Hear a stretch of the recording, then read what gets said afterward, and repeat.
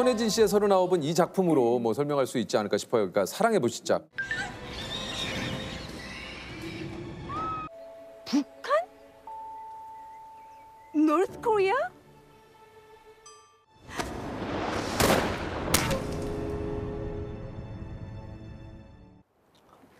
한 걸음 정도는 괜찮겠지?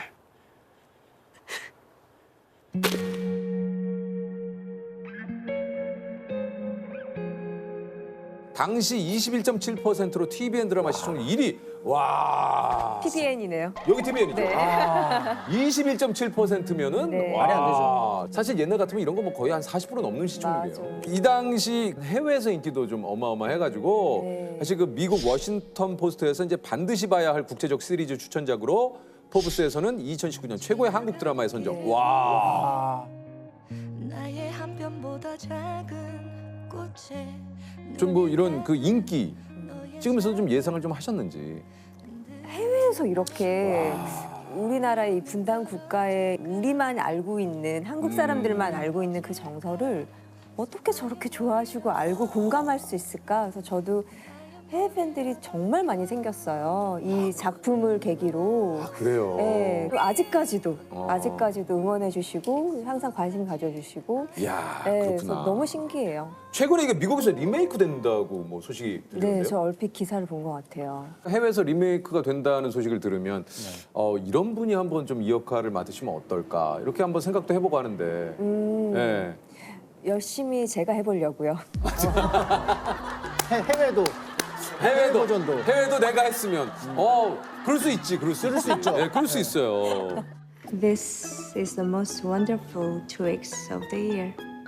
사랑의 불시착을 찍었을 때 이제 북한에 갑자기 떨어진 상황인데 네. 그게 좀 리얼함을 좀 강조하기 위해서 이제 뭐 메이크업도 좀 안 하시고.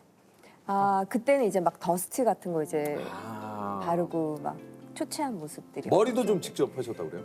원래는 이제 셀이라는 인물은 굉장히 럭셔리한 인물이거든요. 맞아요. 근데 머리 이렇게 북한에 가서는 이제 뭐 그런 샵들을 못 다니니까, 못 다니니까. 이제 혼자 이렇게 머리 닦고 있는 옷 이제 받아서 입고 막 그런 캐릭터였죠. 근데 그때 뭐 노 메이크업이라고 했는데 보통 이제 저 메이크업 안 했어요 하면은 네. 그래도 기본은 있잖아요. 그렇죠? 안 한 듯 하는. 그러니까 저도 기본은 했죠. 기본은 했어. 네, 네. 그럼 무슨 뭐 호기심 손예진 그러니까- 씨만 혼자 새 걸로 그냥 뭐. 손예진 씨는 어때요? 그 주변 분들하고 같이 나의 그 드라마라든가 뭐 이런 거 같이 모니터하는 스타일입니까? 어떻습니까? 아니요, 저는 혼자 하고요. 사실 그것도 좀 부끄럽고 과거에 뭐 영화 같은 경우들이 왜 특선으로 막 하잖아요. 네, 옛날에 맞아요. 찍었던 옛날 것들. 전 안 봐요. 잘 읽어요? 돌려요 막. 사실 저는 그 가장 민망할 때가 뭐 요즘 엘리베이터 그 화면에 광고 나오잖아요. 근데 엊그저께 그 주민분들하고 엘리베이터를 탔는데 갑자기 내 광고가 나오는 거예요. 그 특유의 표정이 진짜. 이거 참. 그러니까 그러면 같이 이거는 노홍철이지. 이건 노홍철이지. 정말. 학창 시절에 인기는 좀 굉장히 꽤 있었죠. 인기? 나쁘진 않았던 것 같아요. 그건 굉장히 많았다는 뜻입니다. 이게. 그도 그럴 것이 버스 타고 그러면은 이렇게 쳐다보거나 이런 분들도 좀 굉장히 좀 많이 있었다고 그래요? 저는 나 이 얘기하면 안 되는 거 아니에요? 얘기해보세요. 5살 때인가 6살 때 엄마랑 같이 버스 타고 막 그렇게 다니잖아요. 예쁘다라는 그 의미를 알지 못했었던 나이였던 것 같아요. 근데 버스를 탔는데 사람들이 다 너 너무 예쁘게 생겼다. 그랬을 것 같아요. 너 너무 예쁘게 생겼다. 그래서 집에 와서 거울을 보면서 예쁘게 생긴 건 뭘까? 예쁘게 생긴 건 뭘까? 모르니까. 모르니까. 그게 예쁘게 나다. 생긴 의미는 뭐지? 그게 나다. 그러니까 정답지 보면서 예쁘다는 게 뭘까? 그러니까 내 스스로 눈앞에 내 스스로 있는데. 알게 된 거예요. 그게 나다. 예쁘다는 게 뭐지? 이런 거. 나 큰일 났다. 이거 지금 얘기하면 안 될 것 같아. 그게 나다. 그럴 수 있을 거예요. 불안해지는 날 매일 같은 퀴즈 반복되는 게임 난 항상 술래 손예진 씨 하면은 사실 그 CF 이 음료 CF를 잊을 수가 없어요. 여기 이제 본격적으로 좀 손예진 씨가 사실 알려지게 되는. 이게 이제 인간 이온 음료다 그 당시에. 예, 너무 그 광고하고 손예진 씨하고 잘 어울려가지고 그 당시에 진짜 손예진 씨 때문에 이 광고도 좀 유명해졌어요. 이 음료 회사에서 2년 연속 재계약하는 모델이 없었는데 손예진 씨가 최초로 재계약한 모델이라고. 네. 이 당시 좀 캐스팅할 때 뭐 좀 얘기를 좀 해주시자면. 이건 오디션을 보진 않았던 것 같고. 아 그래요. 네. 예. 그래서 포카리스웨트 얘기하셨으니까 하셔도 돼요. 포카리스웨트라는 이제 광고가 들어왔다고 해서 저도 우와 되게 좋은 그 광고잖아요. 네. 컨셉도 그렇고. 맞아요. 정말 제 대선배님들이 항상 거쳐가셨던 맞아요. 그리스랑 스페인에서 찍었거든요. 아 실제로 거기 가서 찍었구나. 실제로 그리스에서 찍었어요. 아. 그래서 풍경도 너무 예뻤고. 산토리니인가요 거기 그죠? 네, 예. 미코노스 산토리니에서 이제 아. 찍었거든요. 그 그리스 산토리니 한번 가보고 싶은데 너무 좋아요. 한 번도 못 가봤어요. 그 부산 가세요. 부산에 그 한국에 산토리니 있어요. 그 인터넷 검색하시면은 어디지? 제가- 어느 지역이에요? 저도 모르겠어요. 검색. 이게 이제 이후에 클래식 여름 향기 내 머릿속에 지우개. 이게 이제 21세기 클래식 멜로의 주역으로 불렸는데 한국 멜로 역사에 진짜 길이 남을 레전드 씬이 너에게는 해질녘 노을처럼 이 음악만 나오면 무조건 그 씬이 떠올라요. 비 오는 빗길을 진짜 그 씬은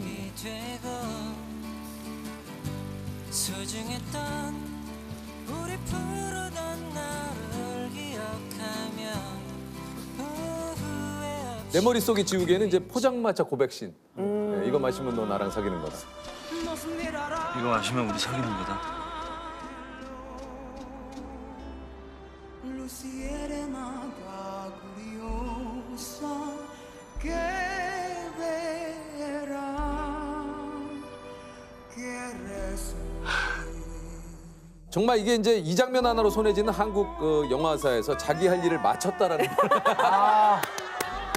그러니까 요 두 씬만 가지고도 한국 영화 역사에 손예진은 자기 할 일을 마쳤다. 이 영화가 되게 예전 거잖아요. 그렇죠. 꽤 됐죠. 15년 전? 막 벌써 이렇게 그렇게 됐어요. 그 장면이 이렇게까지 아직까지 많은 분들이 네. 패러디 해주시니까 저 너무 재미있고 좋아요. 네. 그러니까요. 이게 빼놓을 수 없는 게 눈물 연기예요. 지금 울고 있어. 눈물 안 보여?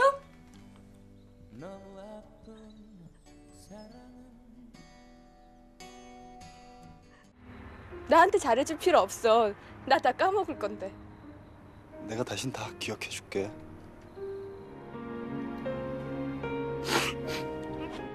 손예진 씨가 울면 따라 울게 돼. 왠지 모르게. 이게 왜냐하면은 우는 걸 너무 예쁘게 하시다 보니까 내가 울어도 좀 예쁠 저러지 것 않을까? 같아서 자기도 모르게 울게 돼요. 저러지 않을까? 근데 어. 보통은 흉하거든요. 저렇게 안 돼요. 보통은 흉해요. 이게 멜로 연기를 좀 잘하는 비결이 있습니까? 멜로 연기, 뭐 코믹 연기, 뭐 호러 연기. 사실 이게 딱히 이렇게 나뉘어진다고 생각은 하지는 않아요. 코믹 연기를 잘하는 분이 멜로도 잘하고, 멜로를 잘하는 분들이 액션도 잘하고. 근데 저의 멜로 연기를 특히나 좋아해 주시는 것 같아요. 맞아. 네, 맞아요. 듣고 보니 그러네. 네, 20대 때 했던 특히나 그런 멜로 연기들을 아직까지도 뭔가 같이 슬퍼하고 같이 그 멜로의 말랑말랑한 감정들을 같이 느끼시는 건가라는 생각이 저도 이제 뒤늦게 드는 거죠. 사실 첫사랑하면 떠오르는 청순한 느낌의 스타 1위로 꼽힐 정도로 이 국민 첫사랑. 요거는 좀 어떻습니까? 본인 스스로는 좀 리액션하기도 좀 약간 부끄럽거나 좀 쑥스러울 때도 있는데 제가 언제까지 그 얘기를 듣겠어요. 그래서 뭐 해주실 때 그냥 뭐 이제 시간이 지나면 이제 그런 얘기를 들을 수는 없으니까 또 제 나이에 맞는 나중에 또 다른 수식어를 붙여 주시겠죠. 그런 것도 좋다. 뭐 아우 아니에요. 아우 전부당 만부당입니다. 이거보다는 이렇게 하면 민망해져요. 이렇게 하면 그렇죠. 근데 그게 또 그럼 왜 이렇게 리액션이 자기적이지? 인터넷 방송에서 그래. 근데 국민 첫사랑이신데 국민 첫사랑의 첫사랑 얘기가 좀 궁금하거든요. 갑자기 새로 부임해 오신 담임 선생님인 줄 알았네. 아니, 손예진 씨의 첫사랑은 언제입니까 그러면? 지금 사랑의 첫사랑. 집에서. 그렇죠. 잠깐만요.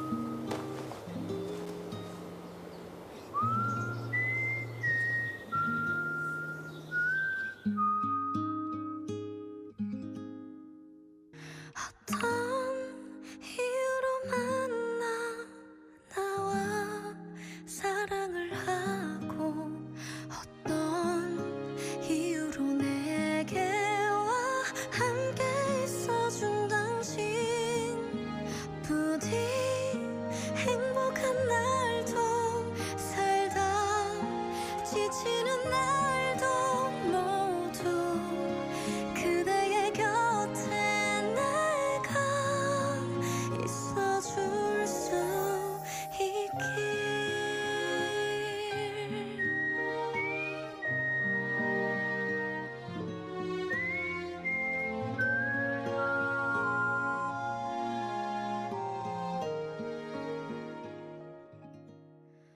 그러면 세게 나왔나 보죠. 살며시 웃어봅니다. 예, 은근 좀 그 촬영장에서도 그런다 그래요? 그렇게 개그 욕심을 좀 많이 내신다고.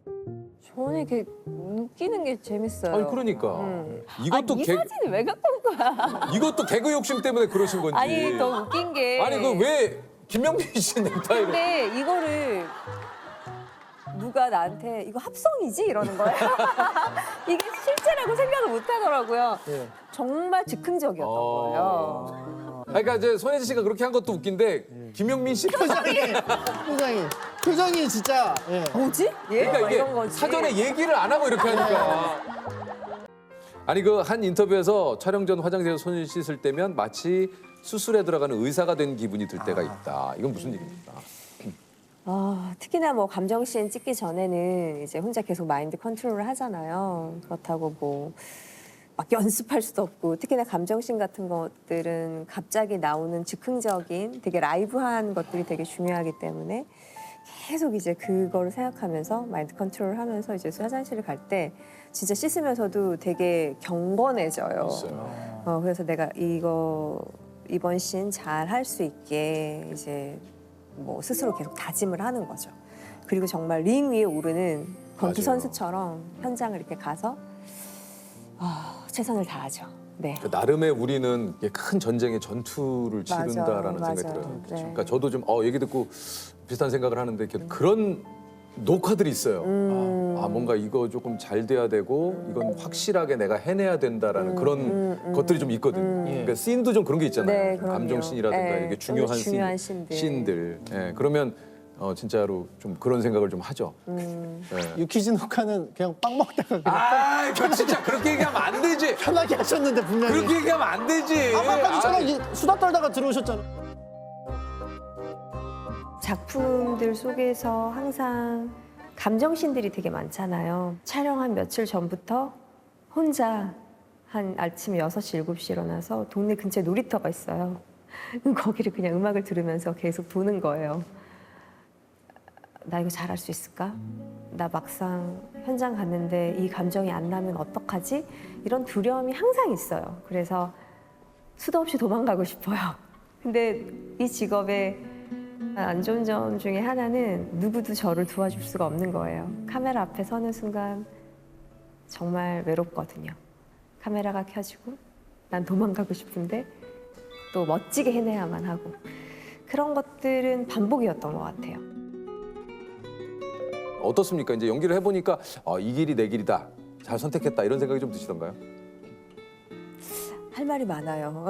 얘기 좀 해주세요. 그러니까 사실 연기를 너무 하고 싶어서 학창 시절부터 꿈꿔왔었고 운 좋게도 이렇게 데뷔작도 주인공으로 시작을 했고 20년이란 시간이 지금 눈 깜짝하니까 제가 이렇게 되어 있는 거예요. 20대 때 시작해서 40이 된 거죠. 그래서 내가 너무 좋아하는 일로 시작을 했는데 이제는 그 내가 좋아하는 것을 즐기기보단 이 작품에 대한 책임감 내가 이 작품에서 보여줘야 하는 연기, 더 나아지는 모습을 보여야 되는데 저는 한 명이잖아요. 그죠. 제가 나아질 수 있고 진화할 수 있는 건 사실 한계가 있잖아요. 한계가 있어. 점점 많은 분들의 기대치에 충족시켜줘야 된다라는 어떤 부담감 그런 것들이 좀 많다 보니까 스스로 되게 힘들기는 해요. 작품 할 때. 좋아서 시작한 일이긴 하나 그쵸. 이게 이제 직업이 되는 순간 네. 많은 분들이 또 기대하는 만큼 그 기대를 또 채워야 되고 신인 때는 정말 연기하기도 급급했던 것 같고 결과가 신경을 쓰고 고민을 할 겨를도 없었던 것 같아요. 근데 이제 어느 순간 제 이름을 보고 극장을 찾거나 드라마를 보려고 하시는 시청자분들을 생각하다 보니까 이제 점점 이제 그런 프레셔가 이제 강해지는 거죠. 그래서 개봉 앞두고 한 달 못 자요. 내가 안 잔다고 해서 영화가 잘 되고 잘 잔다고 해서 영화가 안 되는 게 아닌데도 불구하고 뻔히 알면서도 같이 연기했던 뭐 배우들 고생했던 스태프분들 생각하면 이제 너무 떨리고 걱정되고 망하면 어떡하지? 막 이런 생각도 너무 많고 항상 긴장의 연속이에요.